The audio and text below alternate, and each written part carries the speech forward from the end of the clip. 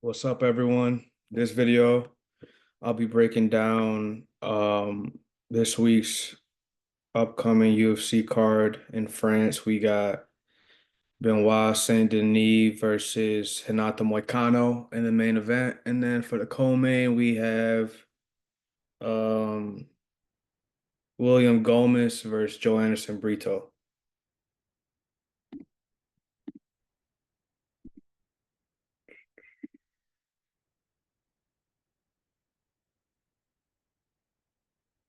All right, starting out with the first fight, we got Nora Cornoli versus Jacqueline Cavalcanti.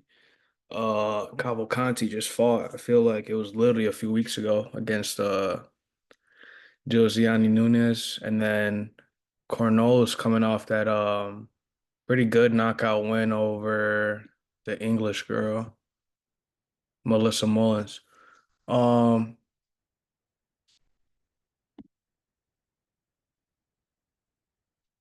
so Cavalcanti will have a 3-inch reach advantage, just a 1-inch height advantage. Both only have one loss, so pretty good records. I think this is both their third fight in the UFC.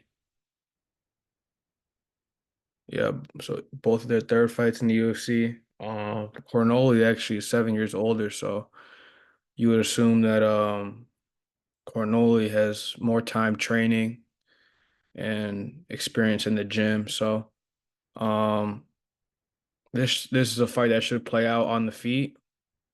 Um, if it does play out on the feet, I do see Cornoli winning.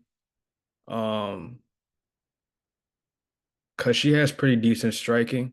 It's not like she has bad striking. I mean, she knocked the last girl out with like a head kick and follow-up punches, but so needed the body. Oh, that's what hurt her was it needed the body. So she has good striking. I mean, she has a variation of strikes. I mean, elbows, knees, and kicks. So, yeah, and punches. So, um, yeah, in this matchup, I'll take Cornoli by decision. Because the quality of wins for Cavalcanti in the UFC hasn't been as good compared to Cornoli. I mean, Jocelyn Edwards has a good amount of fights in the UFC, and although Mullins did, I think that was her first fight in the UFC, maybe her second, but Mullins was undefeated, so and people were looking at her as a prospect. Um, for 135, so I mean this fight is at 135, right? Yeah, okay. Yeah, so in this matchup, just give me Cornoli by decision. She should be the cleaner, more technical striker. So yeah, I'll pick her by decision, 3-round decision. Um, Next fight, we have Ludovic Klein versus Roosevelt Roberts. Robert coming off that last second replacement loss over Mateusz Rebecki, and then Klein, was it Jai Herbert? I don't know, that was a while ago actually. Thiago Moises, and that was a good win for Klein. Beat the crap out of Cunningham, and he beat Bahamondes. I didn't think he was actually going to beat Bahamondes. So everyone picking Klein here, as you see. Um, Roberts will have a height advantage, pretty decent height advantage, and but not too much on the reach. This is a fight that should play out on the feet too. Um, Klein definitely has the edge and experience here. Um, and honestly should probably be the more powerful technical striker in this matchup. I mean, this is as far as rankings go, there's a big discrepancy. We've got 19 versus 140, and Roberts before that, his last loss was to Bahamondes, that crazy wheel kick in the last few seconds of the third round, I think. But I mean, yeah, Roberts has never shown me too much in his UFC fights. I think he has like four. Okay, no, he has way more than that. Actually, he has eight. But both in his wins and losses, he's never shown me too much. Um, yeah, he's never. I mean, honestly, he's probably more. Yeah, he's probably more of a grappler than he is a striker. Honestly, um, In this matchup, he'll have to use his grappling if he wants to win. He'll have to try to slow Klein down because Klein is the type of fighter that he can make Klein really chooses he can choose to make fights dog fights, or he can keep it technical and stay on the outside, use his kicks and his punches to piece up his opponent. But I mean, with this big of a height disadvantage, he's gonna have to get on the inside and try to get his strikes off in combination to Roberts. And Roberts honestly is probably the one that will have to keep his distance since he has such a big height advantage. He can't be getting caught by punches on the inside by Klein because Klein does have really good power. I mean, he's strong.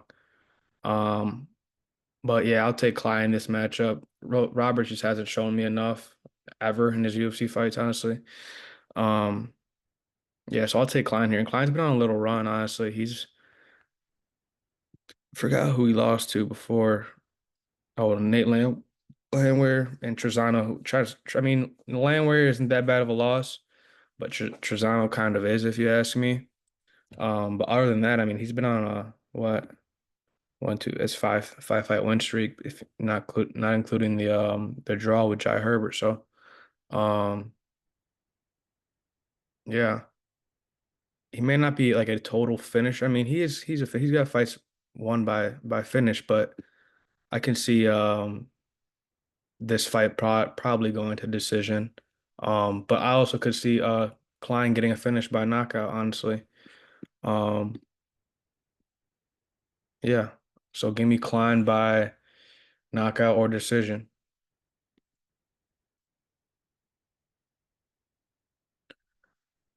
On the next fight, we got Chris Duncan.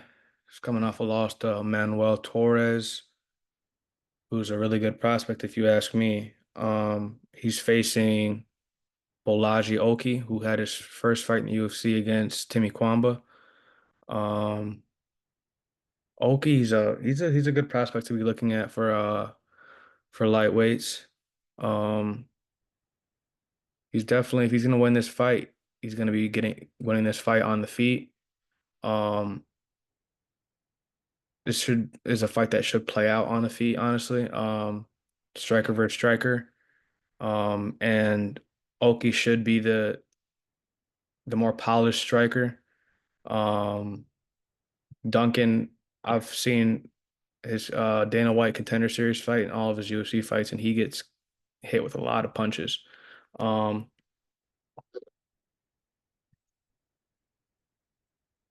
yeah, he tends to get caught a lot, especially in that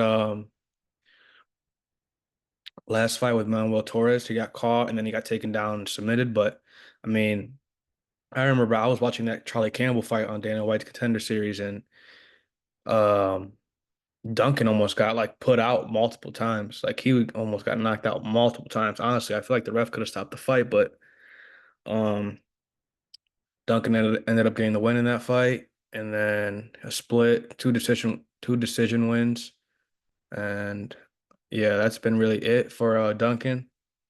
But he's at a same height, 1.5 inch reach disadvantage for Duncan. Like I said, this is a fight that should play out on the feet. Oh, Oki should be the definitely the more technical fighter. Definitely the more conditioned and honestly the stronger fighter as well. So I could see Oki getting a quick finish, quick knockout, honestly, especially if I mean if Duncan continues to fight the way that I've seen him fight, as just not a lot of movement, just staying in his opponent's face and being willing to eat punches. I could see Oki knocking Chris Duncan out pretty quickly. Um, yeah, so I'll be taking Oki in this fight. If Oki can't get the knockout, he should be able to outstrike Duncan for 3 rounds. If Duncan's tough enough to stay in there and withhold the power of Oki, Oki should get a 3 round decision win. So I'll take Oki by decision or knockout. Next fight, we got Iwan Cutelaba versus Ivan Erslan. And never seen Erslan fight because he's never fought in the UFC. I mean, I've watched highlights, but other than that, I've never watched him fight. Um, but I've watched Cutelaba fight plenty of times. Um, is a fight that should play out on the feet as well. Most definitely, Erslan's a striker. He's gonna be trying to knock out Cutelaba in this fight. From what I've seen from Erslan, he has does have good power. Um, pretty good striking. Um, Tends to get hit sometimes, but kind of confuses me on how he's getting this fight with only coming off one knockout win. So and getting knocked out his fight before that. So I'm confused on how he's getting this fight. I mean, maybe because UFC wants to keep Cutelaba. They want to get Cutelaba a win. But I'm not really sure if this is the easiest win for Cutelaba, especially the type of fighter that Cutelaba is. I mean, Cutelaba is also a fighter that gets hit a lot, um, and really engages in wars. I mean, Cutelaba does not care about um making fights look pretty for himself or like making fights. He always tends to make whatever fight he's in like a harder fight than it needs to be. Um, Cutelaba is the type of fighter to walk his opponents down, stay in their face, and just make it a war. Who was that last one over Tanner Boser? Tanner Boser's not in the UFC anymore, and he just lost to Felipe Lins. I picked Lins in that matchup. Um, Knockout by Nzechukwu. Johnny Walker, rear naked choke by Johnny Walker. I was there in person for that one. Um, Choked out by Ryan Spann. But I mean, Kutalaba should have like be able to have the better grappling in this matchup, even though Kutalaba does not utilize his grappling that much. He'd definitely rather strike, but I feel like Kutalaba should definitely have the grappling advantage in this fight. Um, However, Kut Kutalaba's never been the type of fighter to have a high IQ, if you ask me. I mean, like I said, he'd rather make his fights dirty, make them a war, and just make them tougher than they really need to be. I mean, Um, if you don't count the win against Tanner Boser, I mean, he hasn't won in 3 years. So, um, I feel like this is a must win for Iwan Cutelaba. Um, I mean, he has shown some good moments in his fights. I mean, but the thing about Cutelaba is just his IQ, and also I feel like in this matchup, Cutelaba honestly should have the advantage in cardio. Definitely the edge and experience fighting high level fighters. I mean, he's fought a lot of people in light heavyweight division. Um, just about almost everybody. I mean, the only name I don't really see on here is Dominic Reyes. So he's fought a lot of light heavyweights, like outside of the outside of the rankings. Um, and some are inside the rankings now, like Ankalaev, Roundtree. Um, I think this is the. Oh, okay, no, I was thinking somebody else. Um, and I mean, if you don't include these losses like to Johnny Walker and Zetchiku, Ryan Spann. If you're looking at his losses, I mean, Ankalaev, that was an early stoppage. But I mean, losing to Ankalaev is not a bad loss. Cannonier, not a bad loss. Teixeira, not a bad loss. So those are not. I mean, probably a future title challenger in Ankalaev. And then you got former champ Teixeira and former title challenger Jared Cannonier. So not total bad losses for Kutalaba. And like I said, he'll definitely have the experience edge in this matchup and should have the cardio edge, should have the grappling edge. Um, so I could see him winning this fight. He should win this fight, honestly. There's no odds on this, but he should win this fight realistically. But I mean, also we're talking about Iwan Cutelaba here. Um, so I'm gonna be picking Ivan Erslan. to get the win by knockout, or yeah, really by knockout or decision, honestly, because I don't think no, Erslan will be able to grapple with Kutalaba even if he wanted to. So um yeah, I'll be picking Erslan here to get the knockout or win by decision. But like I said, I would not be surprised at all if Kutalaba wins this fight because this is a fight tailored for him. So yeah, um, 60% on Erslan, 40% on Kutalaba. I think Kutalaba, like this is really like a 70% in favor of Kutalaba, but I'm gonna still pick Erslan here because Kutalaba's IQ is just not good enough for me. And yeah, so I'll be picking Erslan here. Maybe could be a new prospect for the light heavyweights, shake up the division. Um yeah, so give me Erslan by knockout or decision.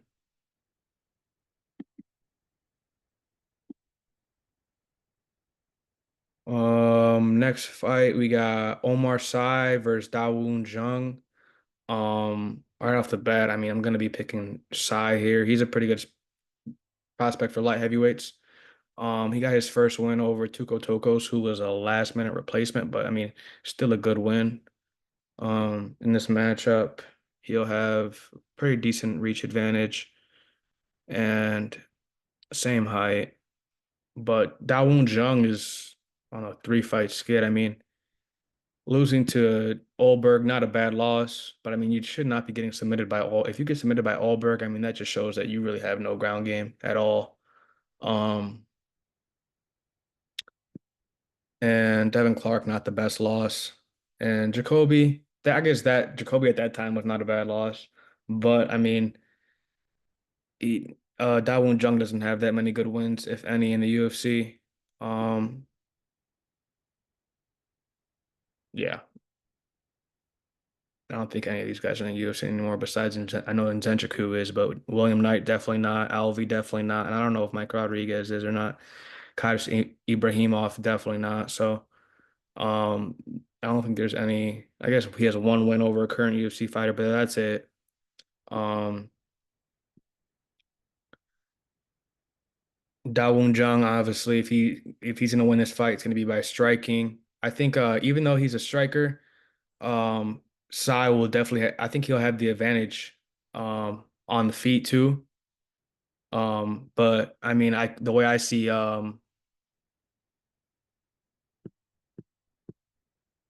Omar Sy winning this fight is by getting a submission. Um, but I mean, he's pretty well rounded if you ask me. Um, but I mean, there's no way I'm picking Jung in this matchup at all. Um, so I could see him. I could see Omar Sy kind of manhandling Dawoon Jung pretty easily and getting a finish within the first round, maybe the second round, by knockout or submission. So this fight should be pretty easy for Sai. They're kind of giving him a. This should be like a layup for him, honestly. Because Dawoon Jung's never really impressed anybody in the UFC, unfortunately. Not to be like rude about it, but he's never been the best in the UFC. So, yeah, I'll be picking Sai here. He should be able to get the finish knockout submission pretty quickly. So, yeah, I'll be picking Sai here in rounds one or two, knockout or submission.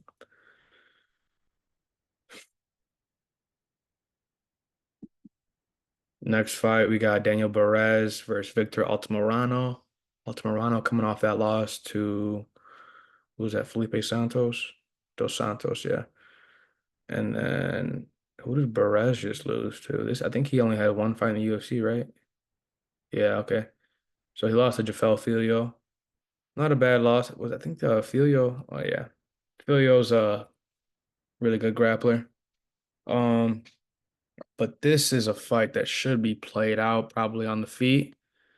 Altamirano is definitely going to want to use his striking if he wants to win this fight. He's going to have a 4 inch reach advantage, 2 inch height advantage.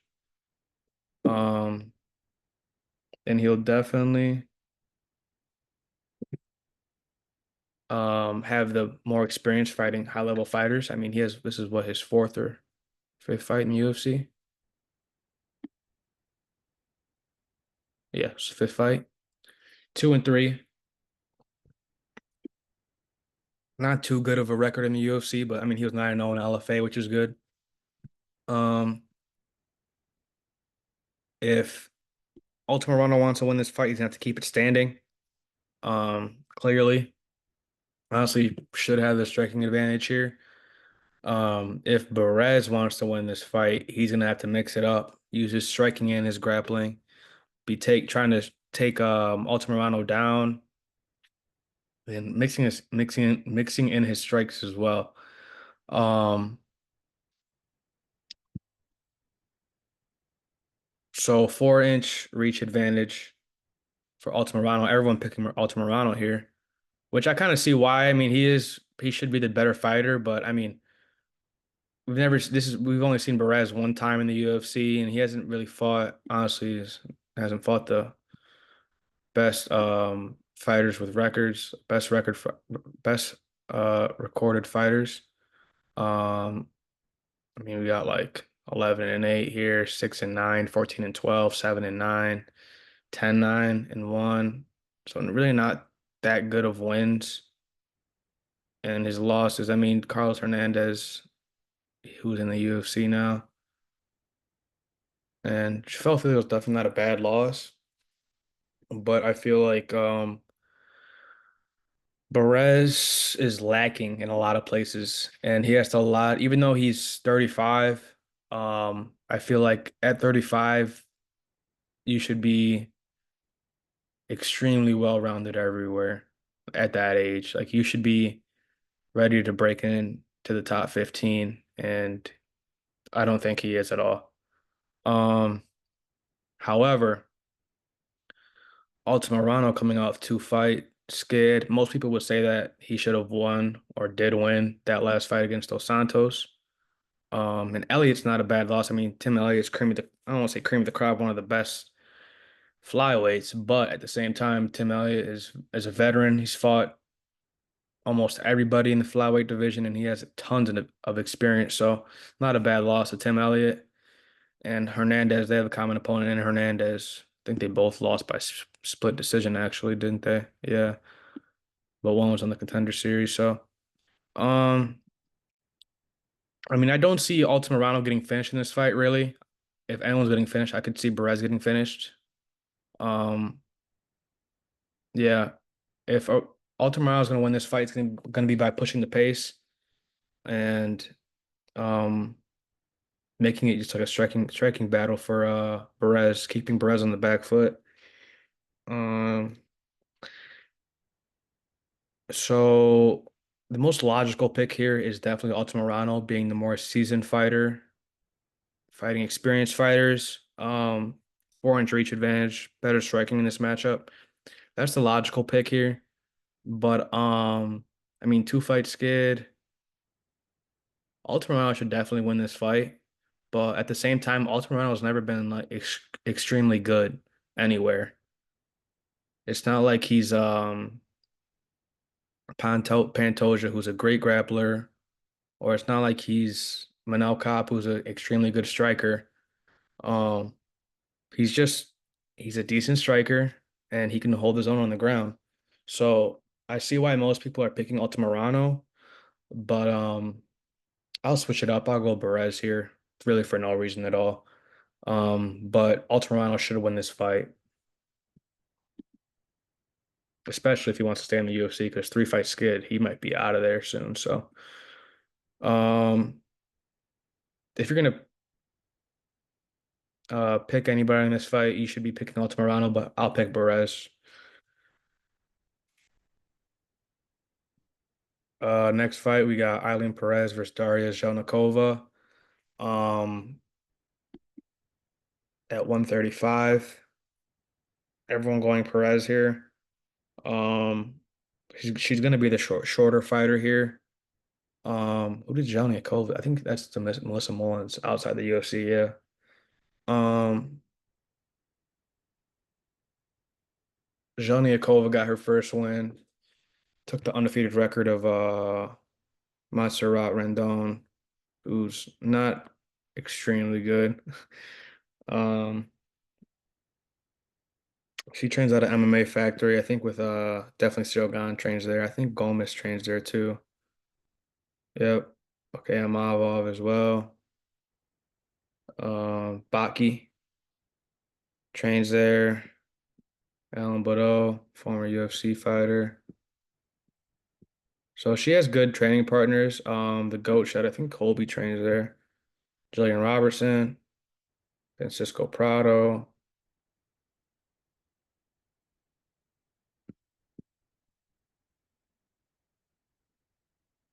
So if you ask me, um,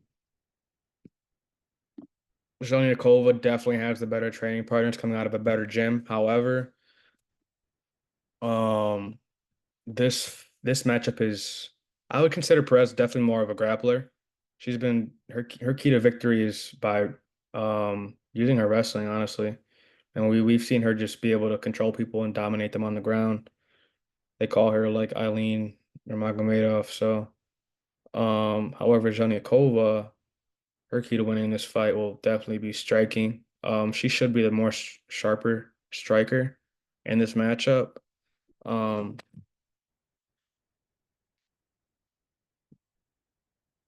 the way I see this fight playing out, Perez getting on the inside, taking Zhelnikova down. He's making it a dogfight like all of Perez's fights really are. Um,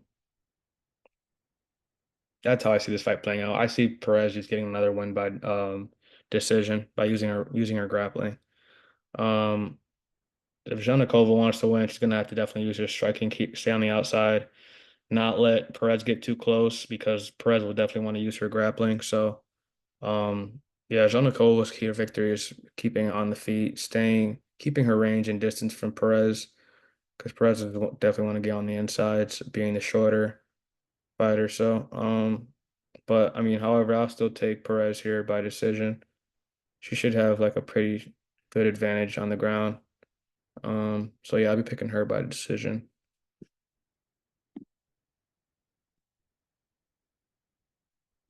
Next fight, we got Morgan Charrier versus Gabriel Miranda. Um, Charrier's coming off that close fight. Some people call it a close fight. I think definitely a close fight for me. Yeah, split decision against Chepe. Miranda just beat Shane Young, who's what type of skid was Shane Young on? He was like on like a what, like a 5 fight skid? Okay, 4 fight or 3 fights before he lost to Miranda. But yeah, um,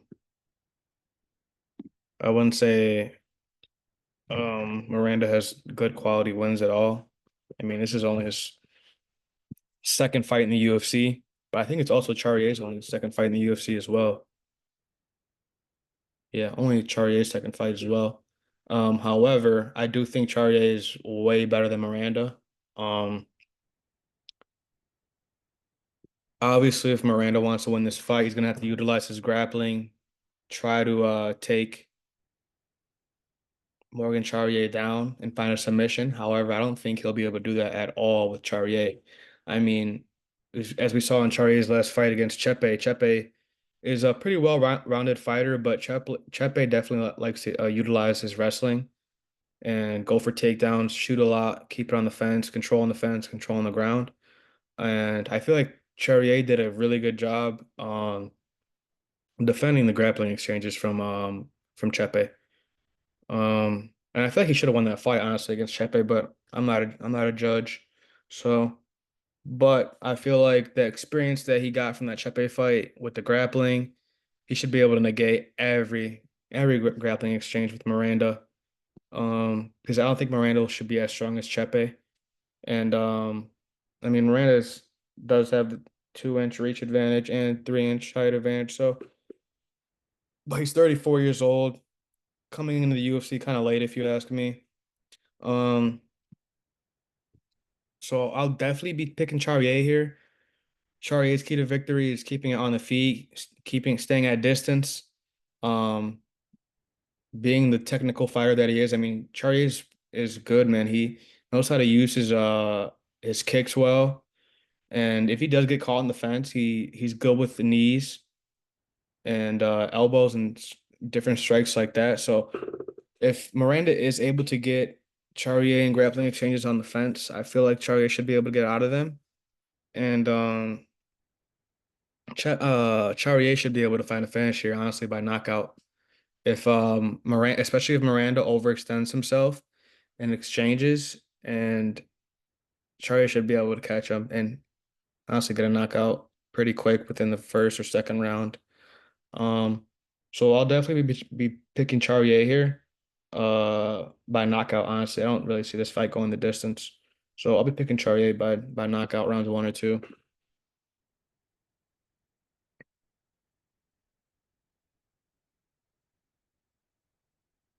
Next fight we got Brian Battle versus Kevin Jousset. I forgot this. Yeah, this card's in France, so I've got a bunch of French fighters. Um, Jousset coming off that decision went over Sean Kanan, yeah. And then Brian Battle, he's coming off that no contest fight with what's that dude's name? Angelusa, right? Yep. Then before that, he had the win over AJ Fletcher, Gabe Green knockout. Who did he lose to? Oh yeah, Renat Fakhretdinov. Then head kick, nasty head kick went over Takashi Sato. I think this is Jousset's on the second fight in the UFC, right? Yeah, Kiefer Crosby submission. Okay, yeah. So, um, both 10-2.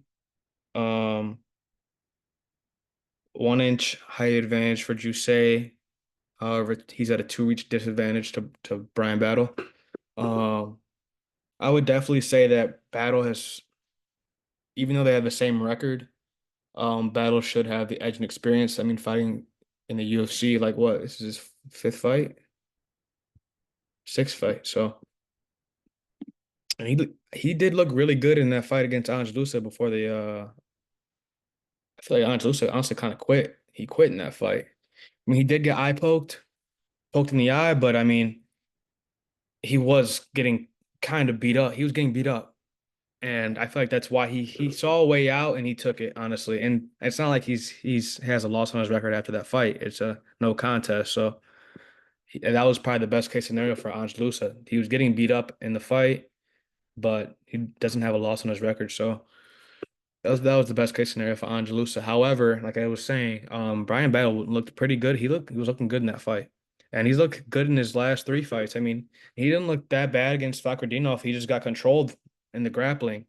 But facing against Jusei is not going to be wanting to grapple, and Jusei is gonna want to keep it on the feet. And if you ask me, Brian Battle's key to victory is by utilizing his grappling. I mean, we know he can get it. He's pretty well versed on the feet and on the ground. We've seen him get some nice knockouts, but he has most of his wins by submission. Um, if he's gonna want to win this fight against Jusei, who's a crisp technical striker coming out of City Kickboxing with Izzy. Who else was there? Dan Hooker, Brad Riddell, Kai Car France, Olberg. Yeah, a lot of Navo Sterling coming off Dana White Contender Series. A lot of technical fighters, strikers. Um, and Jusei is one of those technical strikers compared to Brian Battle at least. But it's not like Brian Battle's bad on the feet. He's not, but I definitely think his skills are better on the ground than they are on the feet. However, he's the more UFC fights that Battle gets, he gets more comfortable striking, and he's able to add more tools to his stand up fighting. Um, so no one's really at a big height or reach disadvantage. Um, in this matchup, I think Jusei will have the striking edge, and Jusei's key to victory is keeping it on the feet, staying at distance, using his kicks, um, not letting Battle walk him down. Jusei has to keep it like a clean, sharp fight. Um, defend any grappling from Brian Battle. Um, yeah, that's Jusade's key to victory is just keeping it on the feet and utilizing his striking. Battle's key to victory, I feel like, is mixing it up, using his striking to get in with the grappling. If he wants to win this fight, I think he'll definitely have to use his grappling, try to wear on Jusei. Um,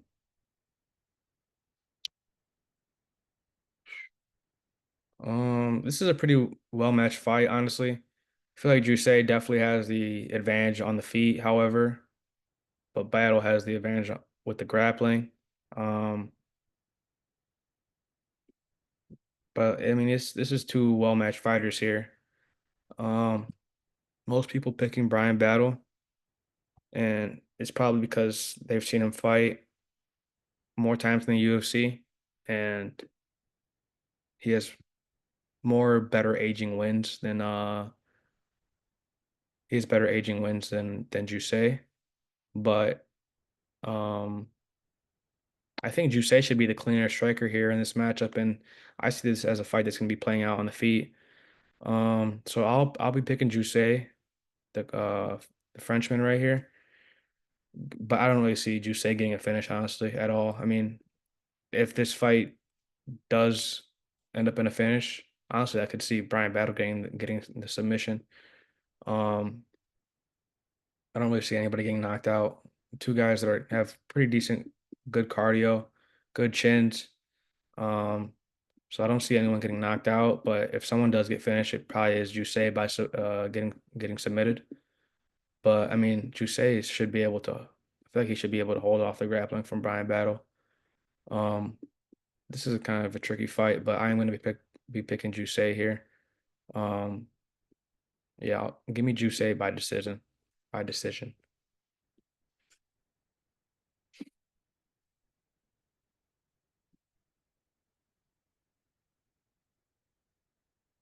I'm excited for this fight.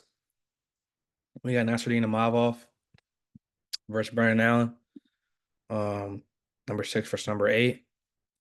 Man, Allen's been on a streak, man. And I think it started with beating Andre Muniz. Okay, no, but okay, but I feel like the win over Muniz is when people started to take Brandon Allen seriously. They were like, okay, he's because I mean, he was undefeated before that. Okay, he wasn't undefeated, but he was undefeated in the UFC before that loss to Sean Strickland. But ever since he lost to Chris Curtis 3 years ago, I mean, he's been on a run. Sam Alvey not in the UFC anymore. Malkoun, I think he still is. Christoph Joko, is he still in the UFC? I don't think so. Yeah, he's not. Um, Muniz still in the UFC. Silva still in the UFC. Paul Craig still in the UFC. Chris Curtis. So, I mean, I wouldn't say that um Allen has beat the best competition, but I mean, submitting Muniz is not easy. Submitting Silva is not easy. Paul Craig is definitely not easy. And going the distance with Chris Curtis, who's a heavy-handed puncher, is not easy as well. I mean, um, Brandon Allen has showed that he can outlast fighters for a long time. I mean, his last fight against Chris Curtis was, I mean, a split decision, but I feel like um, Brandon Allen made it closer than it had to be. But in his previous fights, I mean, over Paul Craig, Silva, Muniz, Jotko, I mean, he's kind of had his way with them. Um,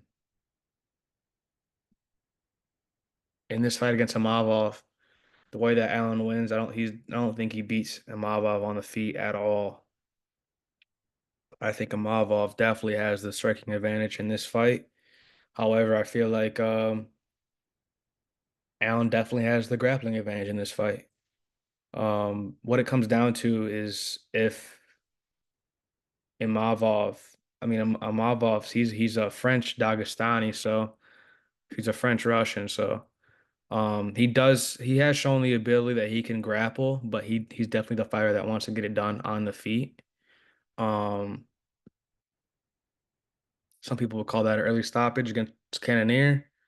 But I mean, we saw Cannonier's last fight played out against damn, who just knocked Cannonier out?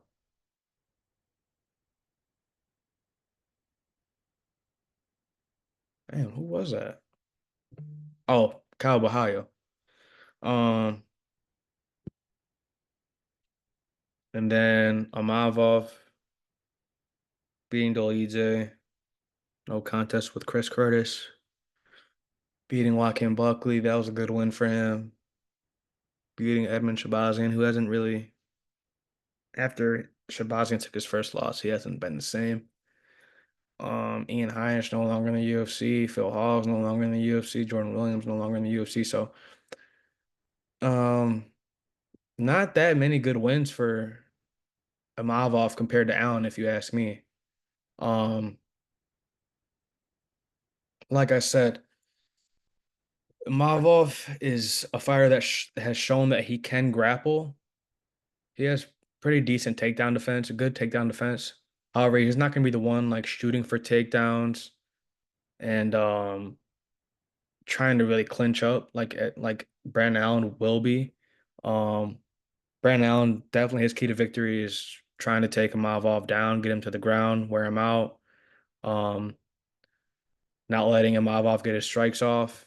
Um, keeping Imavov on the back foot, keeping Imavov running, making him tired. Because I have seen Imavov get pretty tired in his fights, but I mean, so has Brandon Allen. Because Brandon Allen makes all of his fights a war. Pretty well matched here. I mean, we got 6'3" versus 6'2", and both have a 75-inch reach. So, same age of 28. Definitely Brandon Allen's the more experienced fighter. I mean, 29 fights combined, um, compared to Amavov's 18. That's what 11 more fights than Amavov that Brandon Allen has. Amavov training out of MMA Factory with Cyril Gahn and those guys. Um, however, Brandon Allen training at Killcliff, which has a lot of good training partners. We got GM3 there, Robbie Lawler, Brunson, Michael Chandler, Dorino, Vicente Luque, Michael Johns. I mean, we've got a lot of UFC fighters over here. I mean, even some PFL and Bellator fighters and over here as well.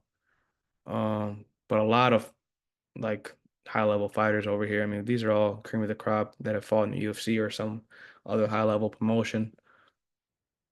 Um, so I feel like Brandon Allen definitely has the edge in experience in grappling and his training.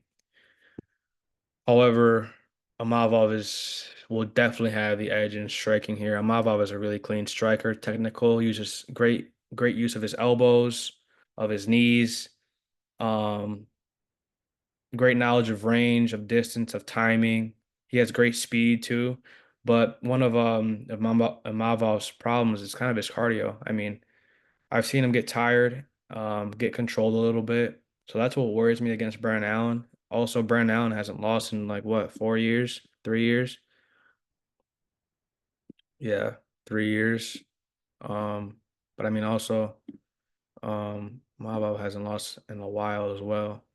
I mean, he's lost in, I guess, last year, but and I think that was Sean Strickland's fight to get a title shot, wasn't it? Okay, yeah, so he was coming off, and after that he had to win to Magomedov, but um, in this fight, I mean, striker versus grappler here.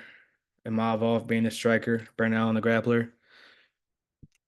Um, I'm gonna be picking Mavov ever so slightly here, just because it's a 3 rounder. If this fight was 5 rounds, which I don't think it is, it doesn't say. Um, if this fight was 5 rounds, I think that I would be picking Brandon Allen in the matchup. However, since it's 3 rounds, I'm gonna pick Amavov. I think Amavov should be able to negate the grappling exchanges from Brandon Allen in a 3 round fight, and he should be able to just fight like how Amavov always does. Just like his name, snipe. He should be able to snipe Brandon Allen from the outside. Um, utilize his different strikes when Allen's coming in. because I have seen Allen try to force things sometimes, and that's how Chris Curtis beat him by Allen was trying to rush things. So I'm gonna pick Imavov here just because it's 3 rounds, and Imavov should be able to have the gas tank to go all 3 rounds at a high pace. But if it was 5 rounds, I'd definitely pick Brandon Allen. But 3 rounder, definitely the better striking. I'll pick Imavov here. But honestly, I wouldn't be surprised if Brandon Allen wins because he's been on a run. He's definitely shown improvements everywhere. I mean, he's definitely more of a grappler than a striker, but he has shown improvements to his striking as well as his grappling. I mean, his grappling's only getting better. But he's definitely improving his striking compared to what it used to be. So in this matchup, I like both fighters, but I'm gonna pick Imavov just for it being a 3 rounder by decision, I guess. I don't really see. Honestly, if anyone gets finished, it's probably Imavov getting submitted because Brandon Allen's grappling is really good. So um Imavov should be able to win by decision. I don't and Brandon Allen should have the chin, um, cardio to last 3 rounds with Imavov. Imavov probably, I mean, I could kind of see Imavov getting a knockout, but I really don't at the same time because Brandon Allen has only improved so much. So, but I'm still gonna pick Imavov in this 3 round fight. Next fight, we got Fairziam versus Matt Frevola, the steamroller. We got 15-4 versus 11-4-1. Ziam training at Killcliff. Didn't know that. 75-inch reach compared to 71 for Favola. Favola standing at 5 feet 9 inches tall compared to Ziam's 6 foot 1. Um, I mean, like I just went over, Killcliff has a lot of great training partners, and Ziam used to kind of be, I don't want to say a bad fighter because everyone in the UFC is pretty good.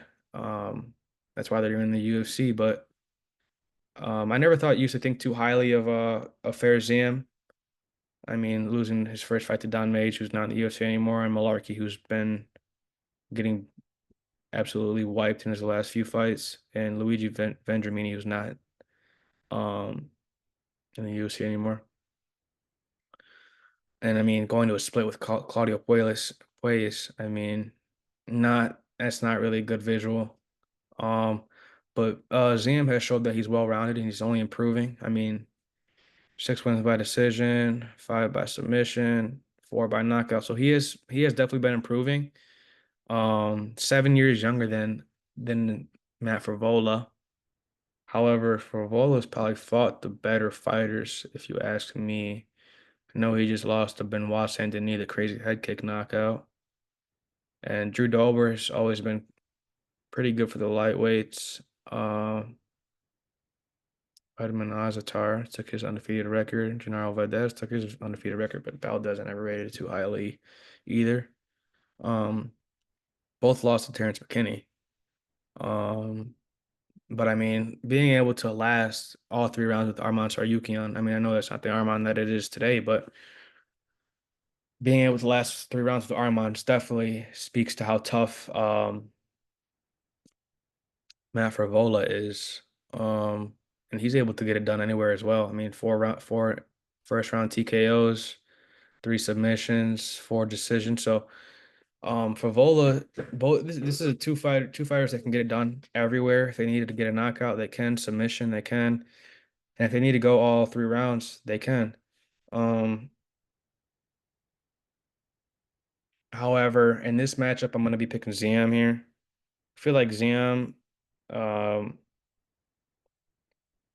he's going to be slightly better just everywhere in the grappling exchanges, in the striking. I mean, plus he has a 4 inch reach advantage and he has the height advantage as well. So I'm gonna pick Ziam here. I see this fight playing out definitely on the feet. Um, I see this being a 3 round striking battle, and I feel like Ziam should just be able to make it a clean fight. Um, just outstrike Favola on the feet. So I'll pick ZM here ever so slightly. Um, being a younger fighter, 27 years old. I mean, ZM's only gonna get better. So, I'll pick ZM here. I don't see either fighter getting a finish, whoever wins this one. But yeah, so I'll take ZM by decision.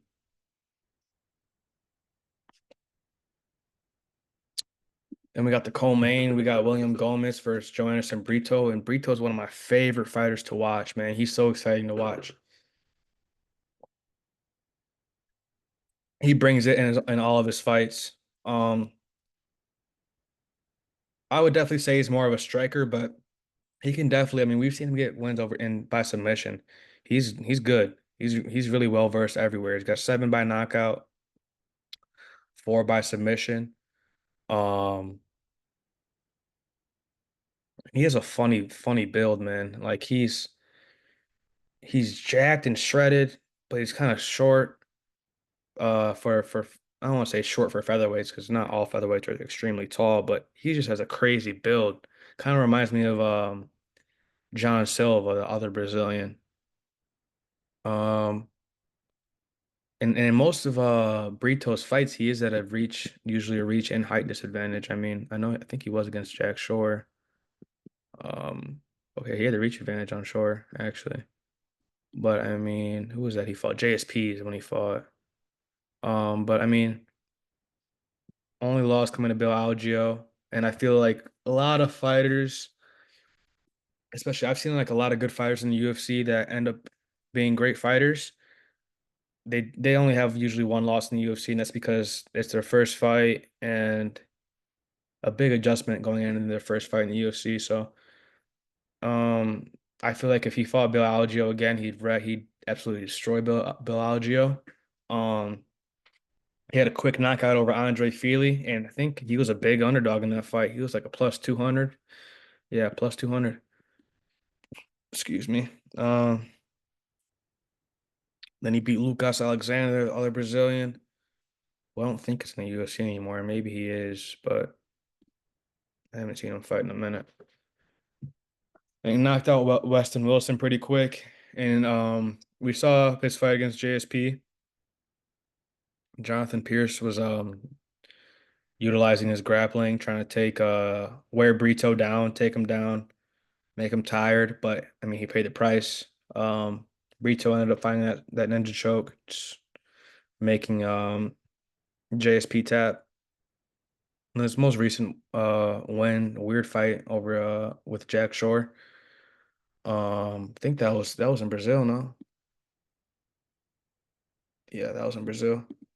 A weird fight. I definitely think Brito was winning, but just a weird ending. Um, Gomez just lost to somebody, right? She beat Giannis Gamori. Why do I feel like he lost? I guess he didn't. Um, and we saw how Gamori just did his last fight with Peyton Talbot got done bad. Um, but I mean, never too high quality of wins here for Gomez. Jarno Aarons, he was on a little um reinvention of himself, but he just lost to Yusuf Zalal. I mean, his first fight back again to win, he won, but then he just lost to Zalal. So then Marshall just won a split over somebody, Denish Bushka.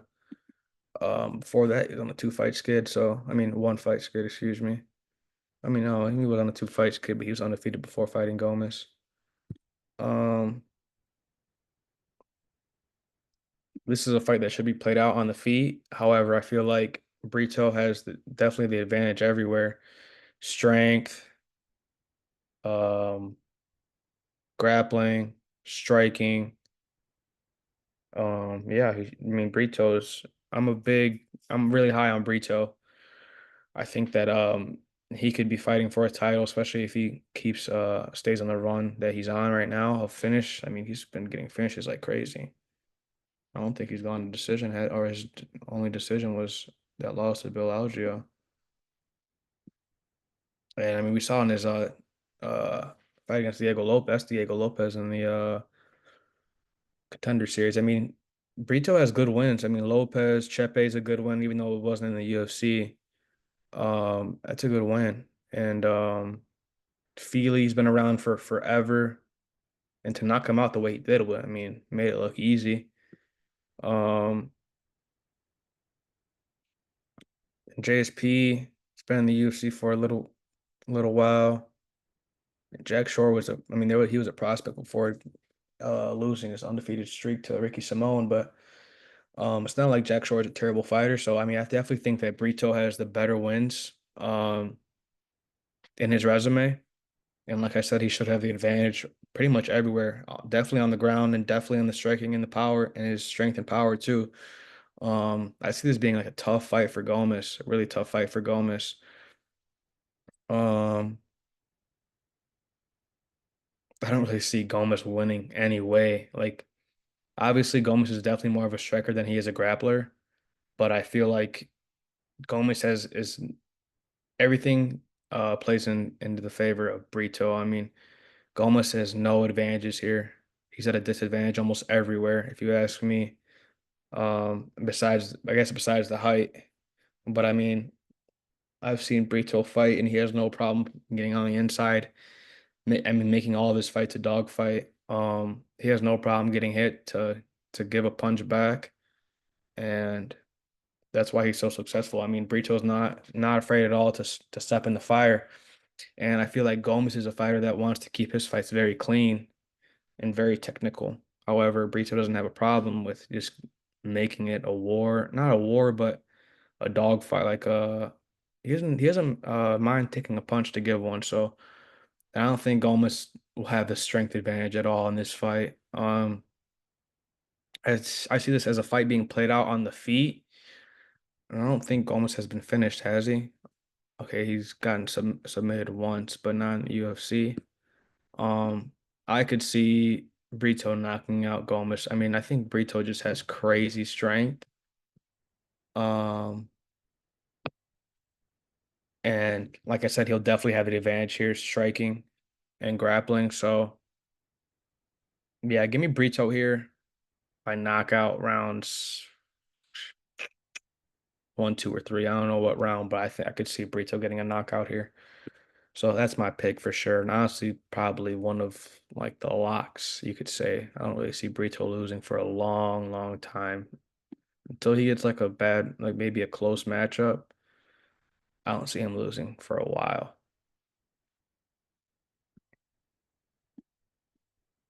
That's it for the co-main. On to the main event. We got Renato Moicano versus the Frenchman Benoit Saint-Denis. And everyone picking Saint-Denis here. Um, Grappler versus grappler, really. I mean, we have obviously seen Benoit use more of his striking recently, but he has most of his wins by submission. He's never gone to decision. I mean, he has once, and that's a one loss, but he has no wins by decision. That shows you that BSD is really a finisher. He's got what? Is that nine by submission, four by knockout? It's probably the same, close to the same with Moicano, honestly. Grappler versus grappler here. Both guys, their key to winning usually in every fight is by grappling and finding a submission. Um, Moicano, yeah, only one win by knockout. Um, 10 by submission. But Moicano has showed that he can go the distance for sure. Um, Especially at lightweight. Moicano will definitely be able to go. This is a 5 rounder, so I'm not sure how BSD will fare in a 5 round fight. Um, but this is a pretty well evenly matched fight. Um, if you ask me, I feel like BSD, even though this is a grappler versus grappler, BSD should have a slight edge on the feet. But I feel like Moicano will have the edge with the grappling. Um, both of these guys engage and have no problem engaging in wars. I mean, all of their fights are like just dog fights. We saw Moicano almost get finished against Turner and came back and won it. Um, Moicano ate some shots against Drew Dober and was able to find the win. Same thing with Riddell. Riddell was kind of piecing up Moicano, and Moicano just stood there and went through the fire and found the submission. Before that, he lost to RDA. It was not a bad loss. Um, we're seeing BSD come off that nasty knockout loss to Dustin Poirier, and before that, he had the good head kick win over Matt Favola, beat Thiago Moises by TKO, great win. Ismael Bonfim, pretty good win. Gabriel Miranda, who's also fighting on this card, not that bad of a win. I mean, not the one of the best, but um, definitely I would say BSD. I mean, both these guys are finishers. Um, like I said, BSD should probably have the slight edge in striking. However, I'm giving the edge in grappling to Moicano. And I'll give the cardio edge to Moicano as well. Moicano has proved that he can go the distance if needed. And we saw in BSD's last fight, he kind of overextended himself way too much. Um, Tired himself out by just constantly shooting for takedowns, and working hard, really working too hard on the grappling. I know BSD did have staff, but I mean, Benoit Saint-Denis is definitely a fighter that sometimes overexerts himself trying to find a finish, trying to finish fights too quickly, and I feel like he could be paying the price against Moicano trying to do that. Um, but I'm excited for this. This should be a really good fight, honestly. Grappler versus grappler. So I'm interested on how the fight will play out. If it's gonna play out on the feet, and who's gonna be trying to initiate the grappling. Um, I mean they're both 5'11". BSD only has a 1 inch reach advantage. Um, I would definitely say that Moicano has the better training partners out of top team, American top team. And Moicano was definitely the more experienced fighter. I mean, he's fought what Fiziev, RDA. Did he fight Jose Aldo? Oh, he didn't fight. Oh, he did fight Jose Aldo, yeah. Korean Zombie, Jai Herbert, Alexander Hernandez, Cub Swanson, Calvin Kattar, Brian Ortega. I mean, Jeremy Stevens fought Bonfim on the regional scene. Um, I would definitely say that Moicano has the edge and experience as well. Um, Moicano's 35. I didn't know Moicano was that old. So I feel like if Moicano can get a couple more wins, man, he's close to a title shot. Because he's on a good little run here. He's like, I don't know. Okay, so he's 10 on Tapology. I'm not sure what he is in the actual UFC rankings, but he's got to be close there at the top five. Moicano. I've slept on Moicano in some of his fights. I mean, I didn't really think that he was going to beat Jalen Turner. Um, I thought was going to beat Drew Dober, but I didn't think he's going to beat Brad Riddell, and he did. Um, so I've counted out Moicano a lot of times, and his name's Money Moicano for a reason, man. He's making that money, and everyone who puts their money on him, they've been cashing out recently. So, I mean, this is a well-matched fight. Um, Kind of a hard pick, but I mean, if you look at the predictions, everyone's picking BSD pretty easily.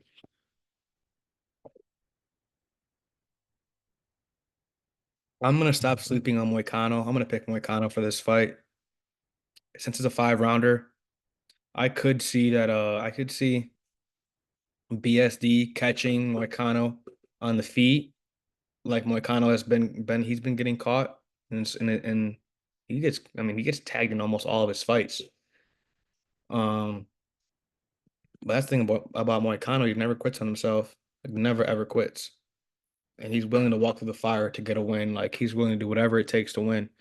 If he has to take 10 punches, I mean he's gonna do it. And if he's um got to eat a lot of shots to get a submission, he's gonna do it. Um,